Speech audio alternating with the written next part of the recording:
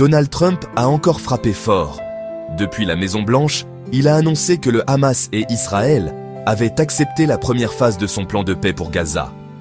2 ans après le début d'un conflit qui a ravagé la région, cette déclaration a fait le tour du monde en quelques minutes.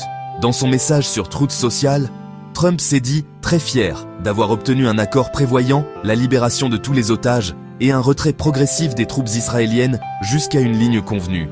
Un premier pas vers ce qu'il promet être une paix solide, durable et éternelle. Le Qatar et l'Égypte ont été salués pour leur rôle de médiateur, tandis que le président américain assure « toutes les parties seront traitées équitablement ». La phase 1 de son plan comprend 20 points, allant du cessez-le-feu immédiat à la reconstruction de Gaza, en passant par la création d'une gouvernance civile et des garanties sécuritaires régionales.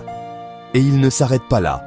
Il envisage de se rendre sur place avant la fin de la semaine pour accompagner l'entrée en vigueur du cessez-le-feu.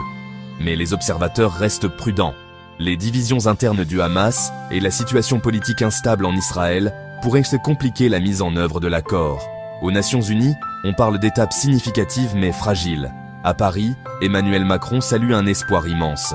Le président français voit dans cette trêve un pas concret vers une solution à 2 États, défendue de longue date par la diplomatie française. Il a annoncé une réunion dès l'après-midi avec plusieurs ministres arabes et européens pour discuter de l'après-Gaza.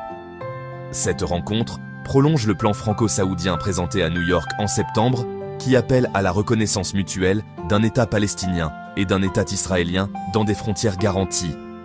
Mais derrière les sourires diplomatiques, les défis restent colossaux. Reconstruire Gaza, garantir la sécurité, rétablir la confiance. La paix, cette fois, semble un peu plus proche, mais jamais acquise. Si ce genre d'histoire t'intrigue, abonne-toi, d'autres arrivent très vite.